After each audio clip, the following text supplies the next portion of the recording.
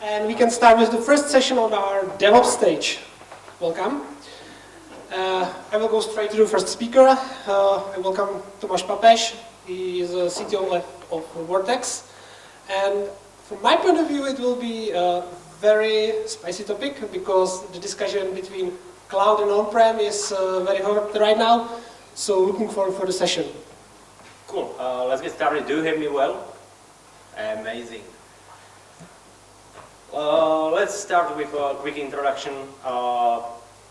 I'm CTO of Vortex. We are Google Cloud partner. That means, yes, I'm pro cloud. I'm in the cloud for like 10 years or so, a little more. We are premier partner, and in my free time, we like to build communities. That means we are building the tech executive community, and we have also with Matúš Kocka podcast, Tech Navigator. Go to his talk. It's in the open stage later on.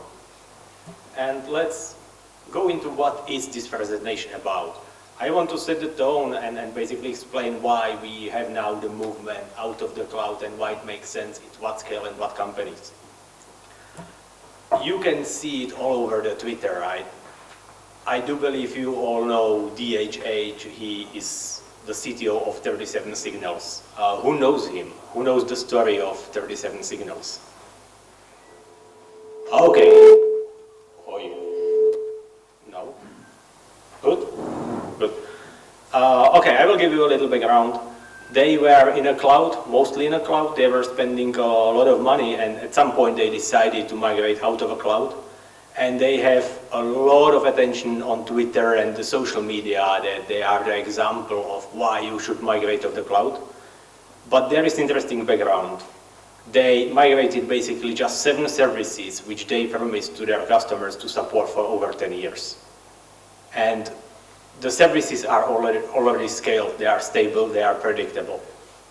The next big story is Twitter. Elon Musk, when he bought it, renamed it to X, he basically saved around 60% on cloud.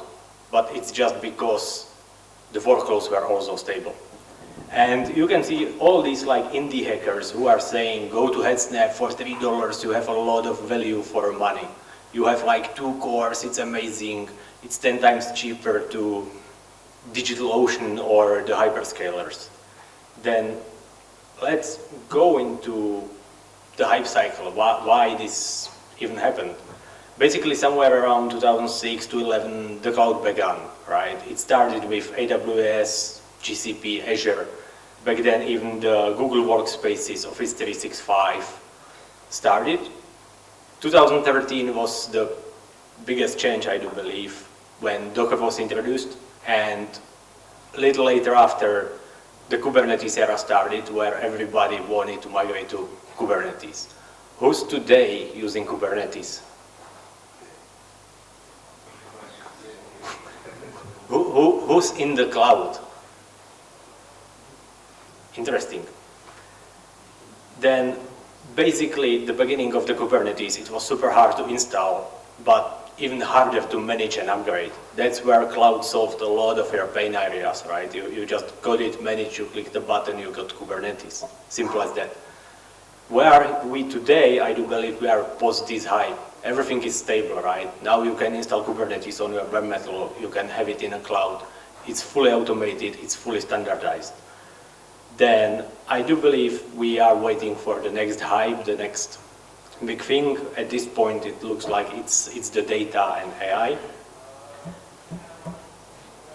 And you can also see it on the priorities, right? This is from the research. Did over like 95,000 reports where 2019 cloud was top 3 priority for many companies. You can see the decrease, now it's priority number 8, but the core question is why? That CEO does not have it as a priority does not mean it's not interesting topic. It means that we are over the hype and it's becoming the standard. And for example, if you look to HTTP, right? Back then everybody was talking about HTTP, now we know it exists, how it works, we know everything. The same goes with cloud. And what is also interesting on this slide is AI. you can see 2019, it was like top 5. And then the priority decreased because people realized it's expensive and it's hard to develop AI. But then 2022, ChatGPT, OpenAI appeared, and the AI is now priority number 2. I'm curious if cloud will ever go again to top 3 priorities or not, and what will be the next driver, because the next example is, back then cloud was not that huge. This is an example of Microsoft because it's easy to find their numbers. 2018, it was not even the biggest revenue driver, but it was already bigger than Windows. If you look to Microsoft revenue in 2024, the Q2, Azure is the biggest revenue driver for Microsoft. Very similar for the other hyperscalers, AWS and GCP. Then I do not expect, and I do believe not anyone is not expecting the cloud to just go away, and all these companies who went to the cloud will just get out tomorrow. And why the cloud is the bad thing? As I said, like 10 years ago, everybody migrated to the cloud. The first migrations were super bad. I just heard you had here like a lot of fuck-up stories from migrating to the cloud. I can tell you tens of those. And over the years, we learned how to migrate and what to migrate where. That basic lift and shift is complete nonsense. You will pay a lot of money, you will waste the money, you will waste the resources. We did not have the experience of the team, and here I like the saying that if you migrated to the cloud, you don't know how to do cloud. You need to live it through in the same company for a few years. Because if you are in the company for a year, you just migrate it, you are like, yes, I'm big boss, I know how to migrate, right? And you go to another company, you migrate it to the cloud, and you still don't know the day-to operations. You want to see your baby evolve over at least 2 or 3 iterations. The same goes for also backend developer and frontend. The version 1 is always bad, but it somehow works. You want to see the second versions, the iterations. The culture, DevOps is big buzzword. We thought that developers will go with you build it, you run it, they will be so excited to manage their own application. Did not happen, they don't care still. I like the way of SRE. If you are interested about details of SRE, Ivo have great talk, where the infra people who were managing the infra on-prem, they are managing the applications in the cloud these days. The costs. If you did left-hand shift and you have developers who don't care and you just, hey, deploy my application and you give it like shitload of CPUs and memory, yeah, it's expensive. You need to care. And what is ugly, you are mostly developers. The network latency. We broke the monoliths into microservices. What we did, we introduced a lot of latency, which means we lowered the performance of the requests. And we didn't gain the expected benefits in many cases. Then also the CPU, which is in a cloud, it's uncomparable to CPU in your bare metal. You will never get the same performance per CPU. And I will be nice to say that you lose control and stability. Why? Imagine you have your service and then out of nowhere, your customer starts sending you messages, hey, your service is shit, it does not work, something happened. You go to your monitoring, everything looks like okay, but okay, there is an error. You go to the cloud, you are trying to dig deep what happened, where, why the packets are not flowing, stuff like that, why my database out of nowhere started to give you 500s. And you don't know. What you do, you file a ticket to your cloud provider, you wait for a response, and you are just sitting on the chair and waiting for the cloud provider to do something. This is good because you know that someone cares about your product and sends you a message that it does not work. It's bad because the feeling of I have nothing to do is very bad for many people, and they feel that I need to do something. And then like 1 hour after the incident, everything starts working, it's all fine. And you don't see this on the big status pages on the hyperscalers, because it's small issue on very small subset of customers, and they just don't advertise it. That's why you pay for the support. You might hit this, you might never hit it, but at scale, there is big possibility you will hit it at some point. And complexity of a cloud. Yes, cloud is complex. And I have here one big note, the expectations. 10 years ago, the expectations were cloud will solve all our problems. We can fire the infra people and everything will be fully managed and nice and shiny. No, and definitely will not save you cost if you do lift and shift.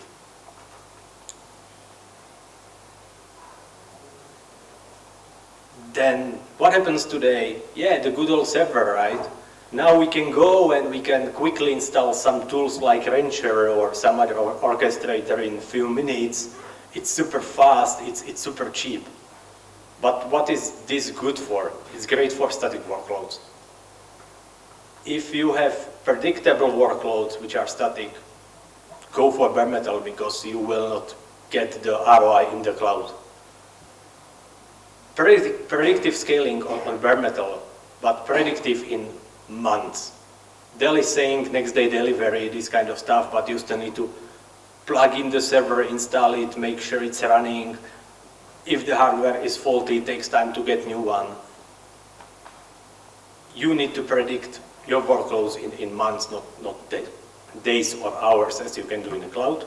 And special use cases, I don't want to go into it. And many people who are pushing for the out of the cloud movements today, they are again forgetting about the data operations. Who will manage it, how we will update it, how we will upgrade it, how to keep it secure, how to set up all the networking, because networking is always pain. In the cloud, in the on-premise. They just don't think about it. Because they see, there is one huge beefy server and we will put everything on it. But what if this one dies? Then, okay, let's go back to the good old cloud, right? Because today, who here does not know cloud? How it works, who never worked with cloud? You see, no one, it's common knowledge.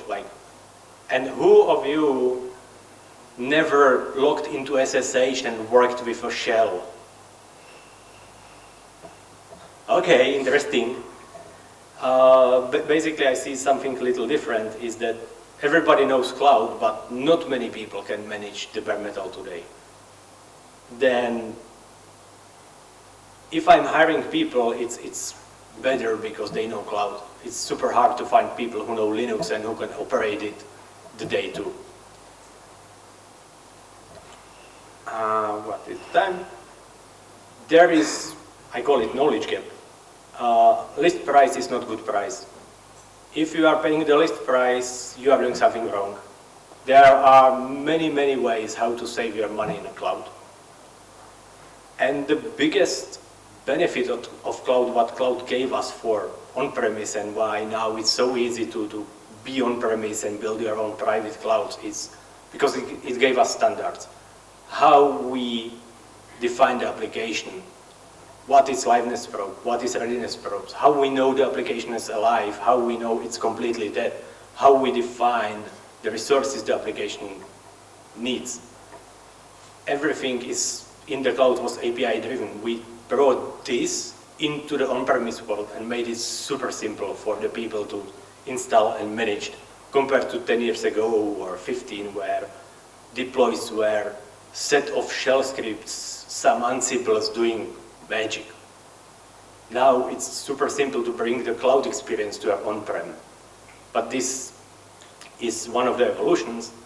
The second evolution is platform as a service, which is like Vercel, where there are platforms simplifying the big hyperscalers, where you just can click and deploy your application, and this is super expensive.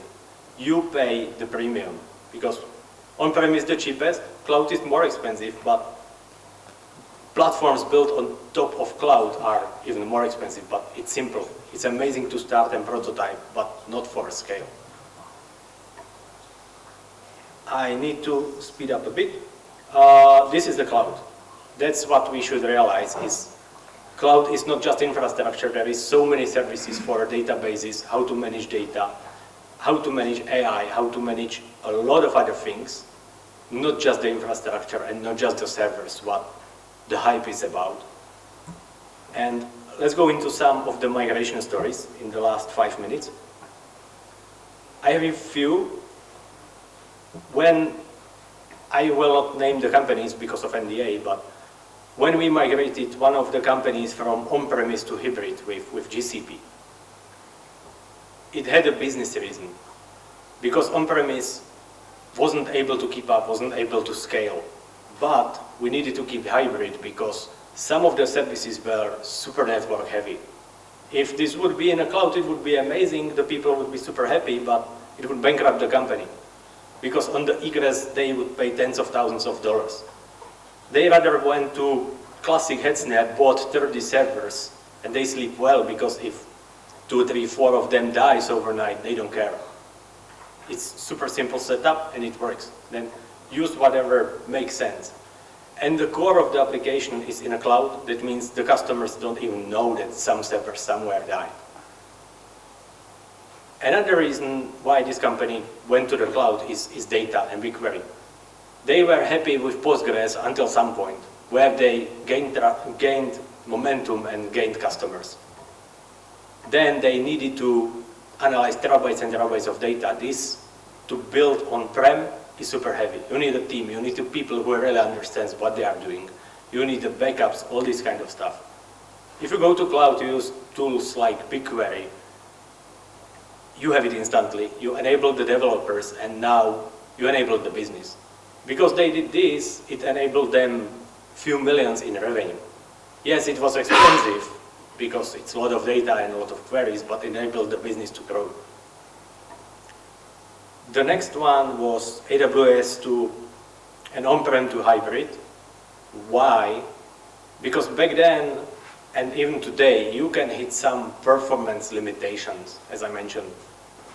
We needed a lot of performance on the disks, and at some point we had the issue that even in the cloud, the disks were dying.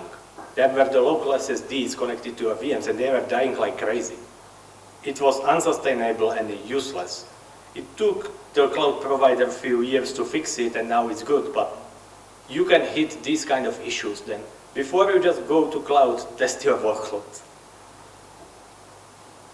Next one was classic on-prem to GCP. Again, it had a business reason. It was not just because of hype. They were running on very nice on-premise data centers, which had OpenShift, multiple versions up to date, not up to date, and they needed to scale globally across Europe. This was not possible from the local data center.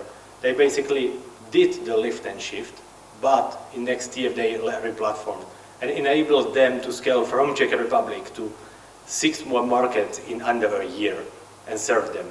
Some of them were great and they took off and cloud helped them to sustain the growth. Some of them were bad and they shut it down. That means they just shut it down some workloads and everything was fine. And I have here 2 examples of new business, why to go GCP, why to go on-prem. If you are a startup, go to GCP or cloud overall when you know that you will scale fast. Or you have, for example, this was a business where they were working with events. Over the events, you need a lot of resources, and then you don't need it.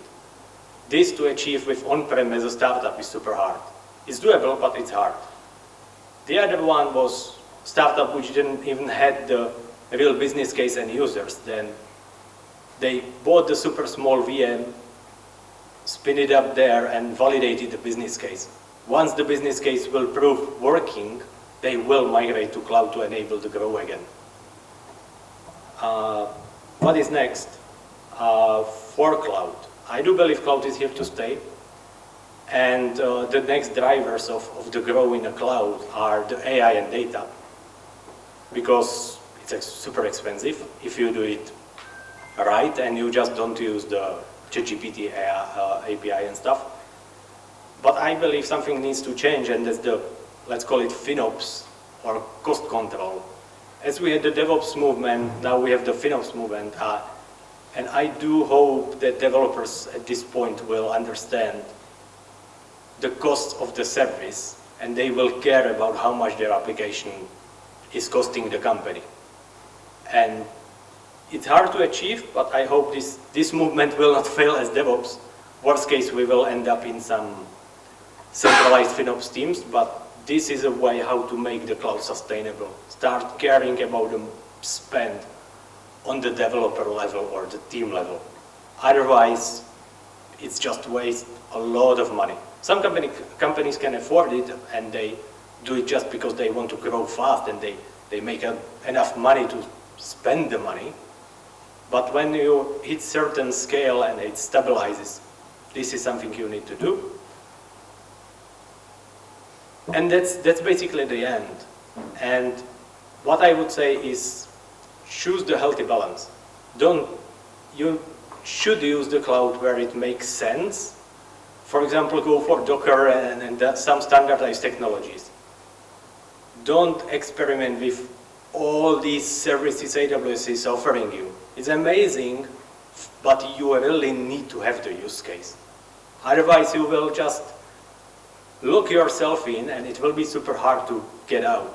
One example is Lambda. It's amazing, but you need to have the use case. Next talk I saw here is Kubernetes and Knative. I do believe Knative is the future of how we will deploy and run applications. In Google, you can have the Cloud Run, which is like managed containers in AWS. We have similar services in Azure as well. It's so simple. It's fully managed. You don't need to care about anything.